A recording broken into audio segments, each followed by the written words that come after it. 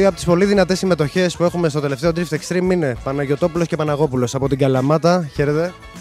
Γεια σας. Γεια σας.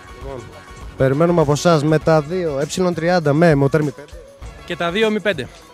και Ε34. ωραία.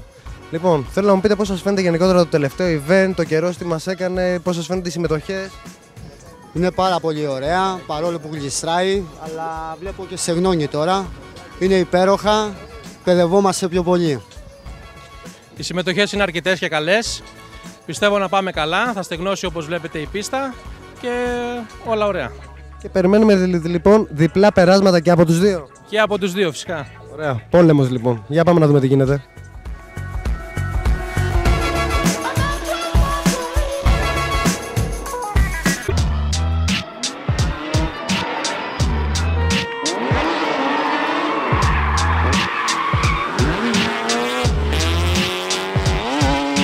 Η διαδικασία γνωστή πλέον. Από τους 45 που ήταν υπέροχοι, ξεχώρισαν οι 16 και χωρίστηκαν σε ζευγάρια για πόλεμο.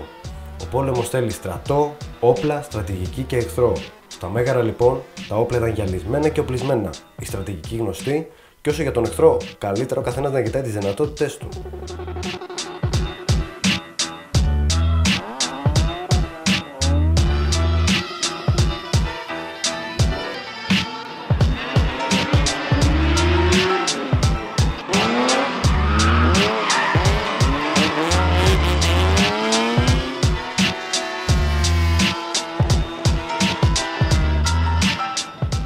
Ο πόλεμος κατέληξε σε μονομαχία μεταξύ του Παναγόπουλου και του Βούλγαρη που έπαιζαν και δύο με τα ίδια όπλα. Δύο BMW και τα δύο ε30 με εξακύλινδρα στη σειρά και δύο ικανότητες οδηγούς πίσω από το τιμόνι. Τελικά ένα δαδακέ του Βούλγαρη και η σταθερή οδήγηση του Παναγόπουλου έκαναν τη δουλειά των κριτών εύκολη υπόθεση. Ραντεβού λοιπόν το 2008 με τα Drift Wars που θα ανεβάσουν και άλλο το επίπεδο.